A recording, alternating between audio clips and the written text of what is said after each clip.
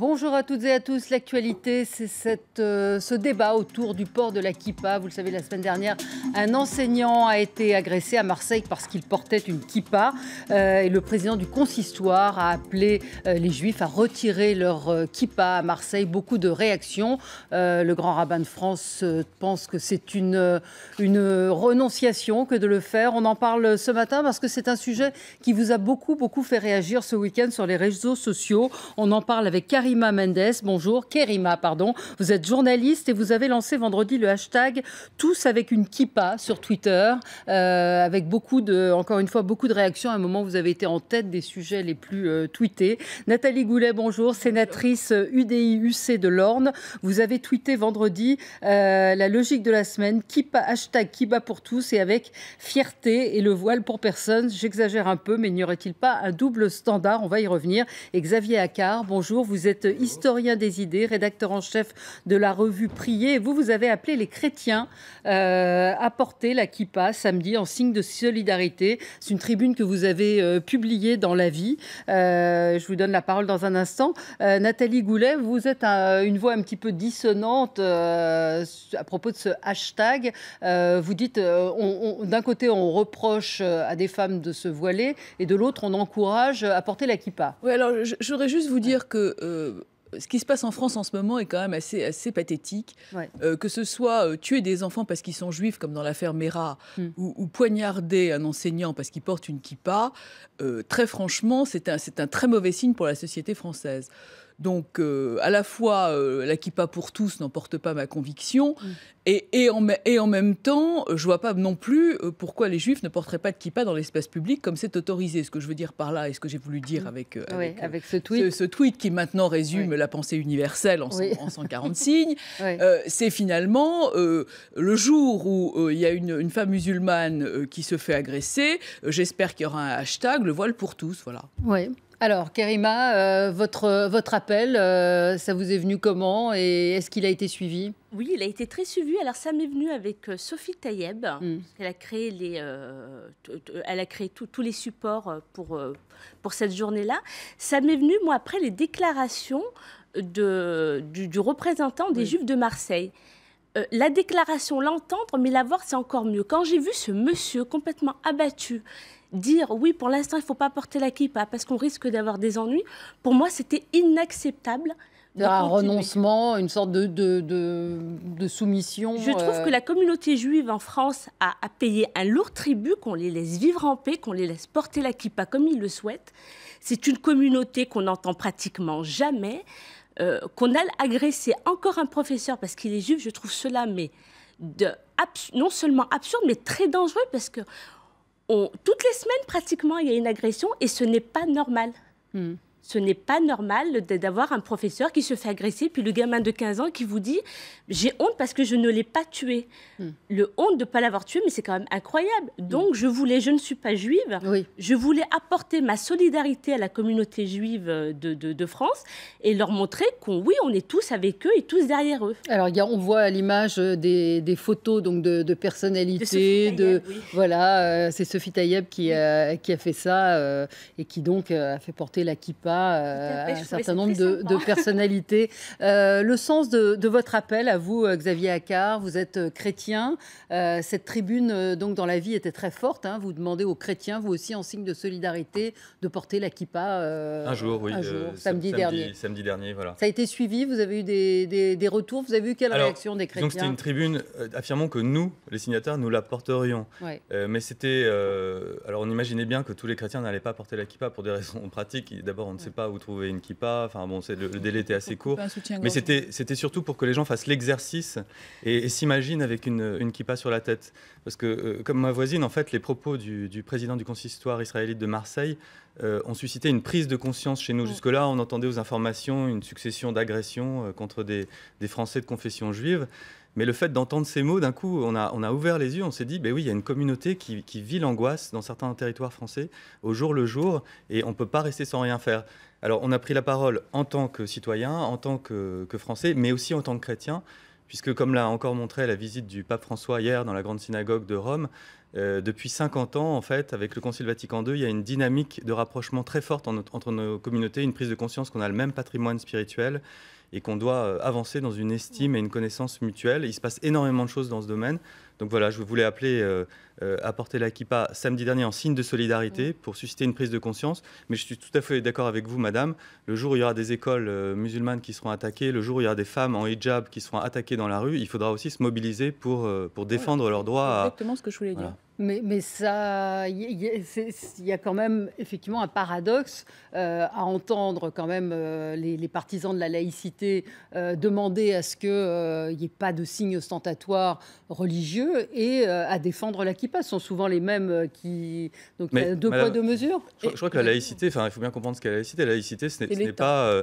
ne pas neutraliser spirituellement la société, c'est la neutralité de l'État en matière religieuse. Mais la loi autorise tout à fait les usagers du service public à porter une kippa ou un hijab dans les services publics et dans les espaces partagés comme la rue. C'est tout à fait dans le droit de chacun de porter un signe religieux. Oui, mais est-ce que les signes ont le même sens ? A priori. Et où on met le curseur. Mais vous avez là aujourd'hui le symbole, pas seulement de l'intolérance, mais aussi d'une très grande difficulté de l'islam en France aussi. Je veux dire, moi j'aurais voulu, si vous voulez, l'histoire de ce tweet était pour les mettre à égalité, et merci d'avoir fait cette remarque. Si vous voulez, l'antisémitisme est inacceptable. La totalité de la famille de mon père a été déportée. J'ai pas de leçon d'antisémitisme à recevoir, ni de sémitisme d'ailleurs.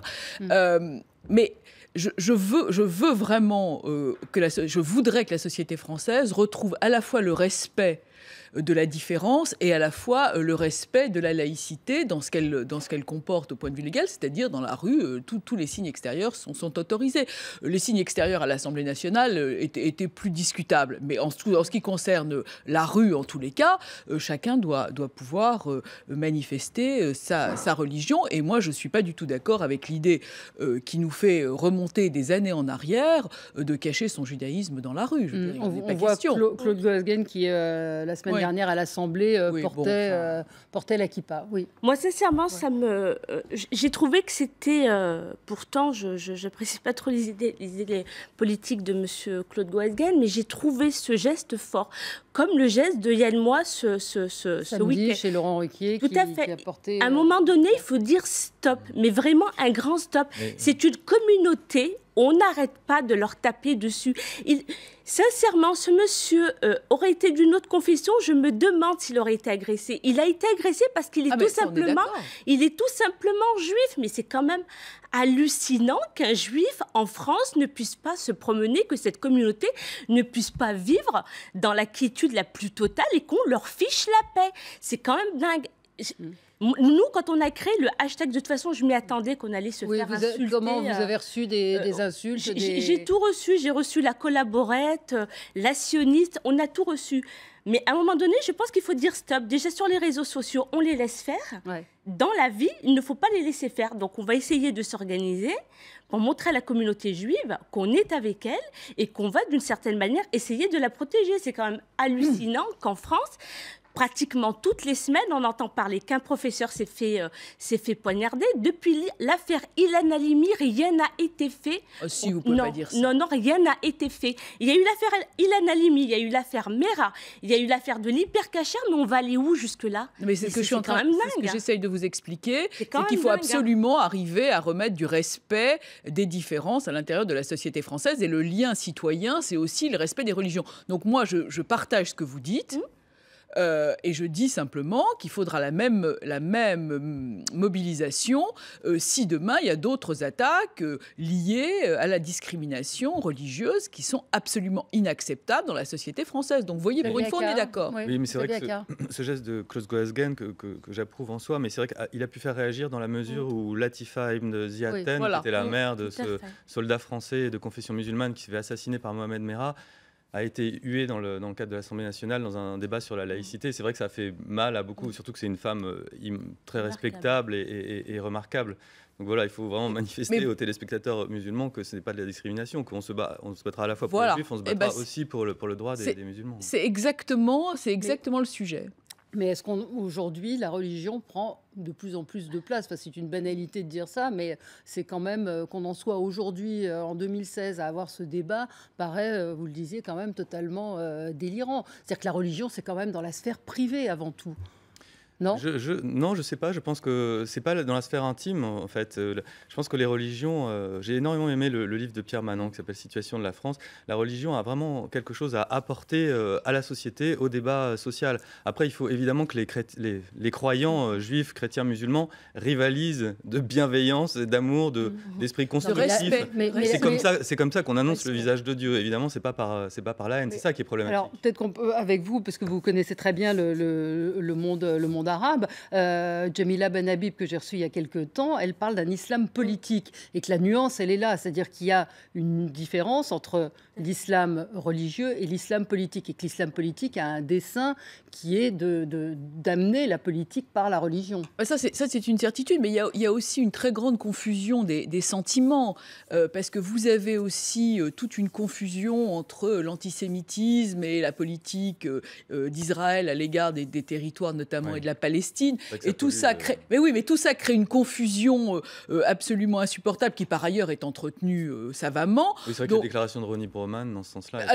Alors ça, elles sont absolument scandaleuses. Oui, Ronnie Broman qui, alors je ne sais pas si on peut voir son tweet ce week-end. Il aurait fallu le couper, ce tweet. Ça, c'était vraiment le genre de choses qui c'est scandaleux. Il a dit porter la kippa. C'est un signe de ralliement. De ralliement à Israël. J'aimerais juste rappeler à ce monsieur que la kippa existait bien avant la politique de Netanyahou ou d'un autre gouvernement israélien.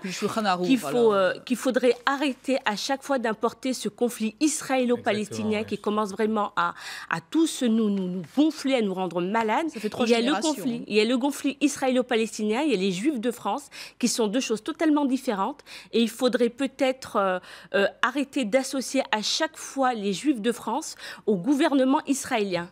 Oui. Alors, autre tweet qui fait réagir, c'est ce matin, celui de Christian Estrosi, qui a appelé donc les Juifs à ne pas avoir peur de porter la kippa, mais qui dit également que ce n'est pas une différence fondamentale. La kippa n'est pas une obligation, son non-port n'est pas sanctionné dans aucun pays, et il dit que ce n'est pas un comportement communautariste. Donc, encore une fois, il fait une différence entre l'islam et la religion juive. Mais le problème, le problème n'est pas ce que pense M. Estrosi ou ce que pensent les uns ou les autres. Le problème, c'est que chaque juif en France peut porter une kippa dans la rue sans crainte de prendre un coup de couteau dans le dos. Bon, chaque femme musulmane dans la rue qui veut porter un voile qui ne se cache pas le visage, conformément aux lois de la République, dont les enfants l'enlèvent avant de rentrer à l'école, ont absolument le droit de circuler sur le territoire national sans craindre aussi de prendre un coup de couteau ou d'être agressé. Le sens de notre appel, c'était justement qu'il y ait une solidarité entre les croyants, que ce soit chacun les gardiens des uns des autres.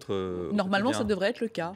Voilà, c'est terminé. J'espère qu'on a été clair. Merci à tous les trois.